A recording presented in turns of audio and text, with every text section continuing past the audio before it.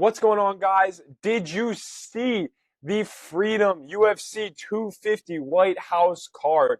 It was announced at UFC 326, Holloway versus Oliveira. I'm sorry that I'm getting you guys my reaction to this card so late, but here it is nonetheless. At the top of the bill, Ilia Topuria versus Justin Gaethje.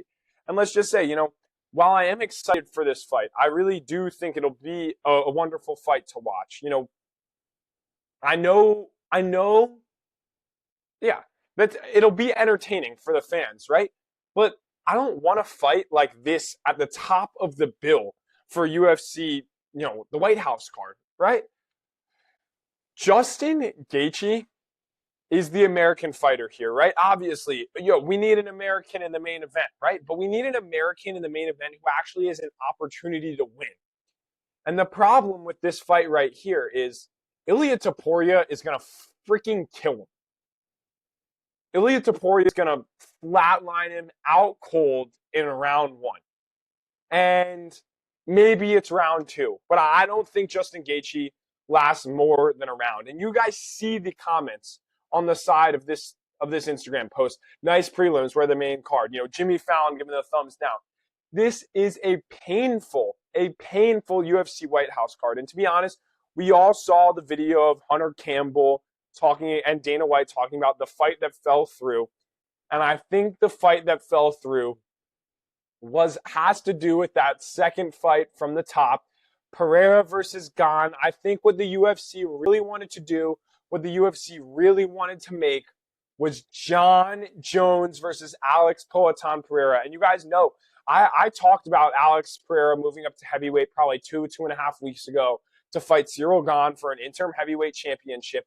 But then I saw Jon Jones talking about the negotiations that he was having with the UFC. And I know, trust me, guys, I have a source. I know that Jon Jones is not lying about those negotiations in the slightest. And let's just say, Pereira versus Gane, while I'm excited for it, right? I feel like we need an American. I feel like we want to see an American. If it's going to be the White House card, what attachment do Pereira and Gane have to the White House, right? Maybe if this was an interim title to feed into a title fight for an American champion, but Poatan Pereira is Brazilian and Ciryl Gane is a Frenchman. And Ciryl Gane has gotten absolutely blessed with his title shots. We've seen him have title shots against Jones and Ngannou. We've seen him have title shots against Tom Aspinall, right? It's just like this guy has the infinite title shot glitch. And while I'm excited for the fight, right, I'm excited to watch Alex Poatan Pereira and see how he handles the move to heavyweight. We were looking for an American on this fight card. And to be honest, this fight card's a bunch of bullshit. This fight card fucking sucks. It sucks. For the UFC White House card, this is an average main card of a pay-per-view. This is an above average main card for a pay-per-view. If this was the main card for International Fight Week, I'd be like, yeah, sounds about right. Like, average International Fight Week, two big titles, some big names on the card, should be entertaining, but that's about it. Just the simple fact, I'm just moving my face out of Diego Lopez this way. The simple fact that this is all that we're getting for the White House after all that it's been hyped up for and how excited everyone is. Everyone is disappointed. I don't think I see, maybe there is still time. I mean, Kayla Harrison, I don't want to see you on a White House card, right? Everyone is just like, this is meh. This is meh. And I'll go farther. I don't think this is meh. I think this card sucks. I think it sucks. I think, we'll move down, right? O'Malley versus Zahabi. I think I love the fact that Sean O'Malley's on the card. I think that's great. We have an American on the card. But why is he fighting Amin Zahabi? Why is Amin Zahabi getting a White House card spotlight performance?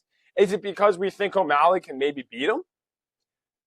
I know we want to get O'Malley a win, right? It's so clear to me that the UFC matchmakers want to get O'Malley on the right track, and that's why he's fighting Zahabi. But O'Malley, Corey Sandhagen was right in front of our faces.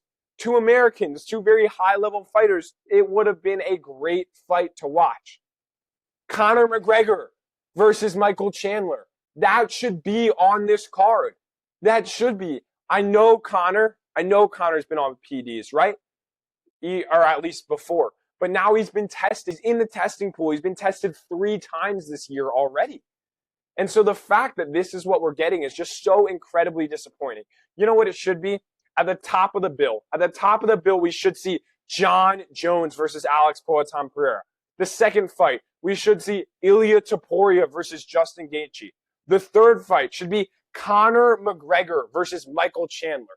The fourth fight should be someone like O'Malley versus Sandhagen, right? We can fill out this card and make it absolutely stacked. That's what we deserve for a White House card. That's what we deserve for a UFC Freedom 250. And instead, Dana White is like, oh, the matchmakers have been up all night. They've been up all night trying to figure this one out. And they fucking shit the bed. And they shit the bed. And it was a horrible, horrible job matchmaking. You know, Mauricio Huffy versus Michael Chandler. That's going to be an entertaining fight, but you all know what's happening. Huffy is going to spark out Chandler in 30 seconds.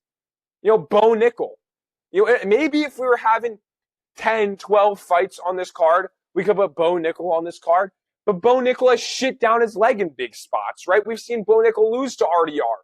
Why does Bo Nickel? I understand. I like the American wrestler getting this spotlight, right? And I love Kyle Dawkins. And I don't want to shit on my boy Kyle Dawkins, the Philly native. Let's go. Philly in the MMA scene, UFC, what up? Bill Algio MMA. I know Kyle Dawkins isn't at Algio MMA, but I got friends over at Algio MMA training. I'm big supporter of the Philly MMA scene. But Kyle Dawkins, man, on a main card of the White House. This is the White House card. Everyone should be like a top 5, top 7 ranked fighter, or it should be fucking Conor McGregor, right? Right? I don't understand. Diego Lopez? What?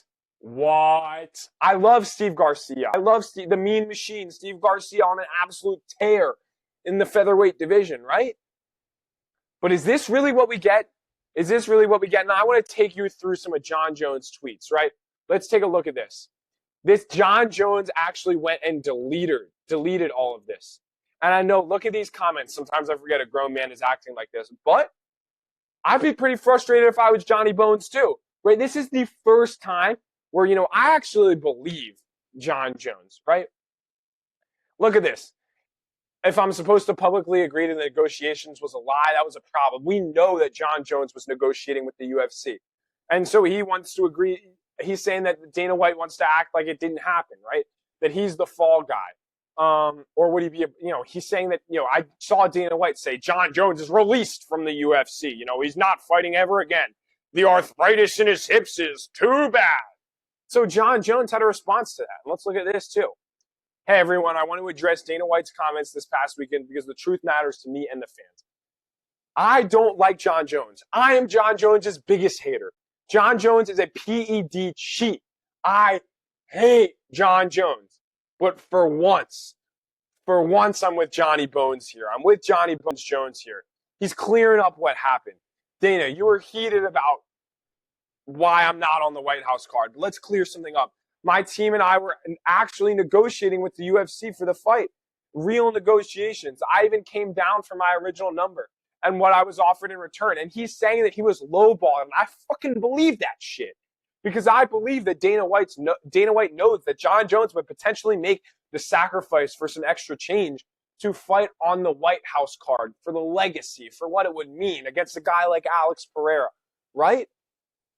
He's saying, yes, he has arthritis in his hip. This is a direct response. Dana White in a press conference was like, Jon Jones has arthritis on his hips. You guys saw him running on a football field.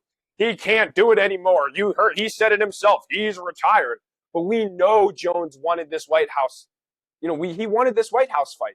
And us as fans, regardless of whether my thoughts are thoughts of Jon Jones, I really think he's not the greatest of all time. He's a cheat. I'm not a fan of him. But we deserve this fight. We deserve to see Jon Jones versus Alex Pereira. And so he's saying, yes, I have arthritis in my hips and it's painful. But that doesn't mean I can't fight. So let me get this straight. If I had accepted the low ball offer, suddenly my hip would be fine and I'd be on the White House card? That doesn't make sense. And that's in response to Dana White. I'm sorry, I got that energy saver on because I think my computer senses me screaming. It's losing battery left and right. But, this is crazy. it doesn't make sense to me either. Dana White is saying, oh, he has arthritis in his hips, he can't fight. But I'm sure if he accepted this offer for the fight, then Dana would be like, oh, great, we got Jon Jones, one of the greatest of all time, Mr. Bones Jones. Fucking bullshit. I'm sorry, I just fucking went back to my other post saying, yes, he has arthritis in his hips. He received stem cell treatment last week to get ready for the White House card. The training camp was supposed to start today, and he understands that business, deals fall through, but going out publicly and saying certain things, I don't give a shit what Jon Jones thinks about Dana White saying stuff publicly, but we deserve this fight. After everything Jon Jones has given to the UFC, the title offenses, hearing that he's done is disappointing. And I understand, because Dana White is like, Jon Jones is never fighting in the UFC again. He's done. And so hearing that he's done is disappointing, especially when, as recently as Friday, the UFC was calling him to try and get him on the UFC White House card for a much lower number. If the UFC believes that I'm done, I respectfully ask for release from my contract. No more spins, no more games. Thank you to the real fans who knows what's up. Bones out. Fuck you, Jon Jones, by the way. I hate you still. I still think you're a cheat. Tom Aspinall would wipe the freaking floor with you. But I'm with Jon Jones. I never thought I'd say it, but I'm with Jon Jones. So the fact that we don't get Jon Jones versus Alex Pereira at the top of this White House card is absolute bullshit. I'm so upset with this White House card. This is an average International Fight Week card. UFC fans deserve more. We deserve more. And, man, I'm really disappointed. I know the Justin Gaethje-Ilya Topuria fight will be great. But you want to know what's going to happen? Justin Gaethje is going to go after one round. Man, I am so incredibly frustrated.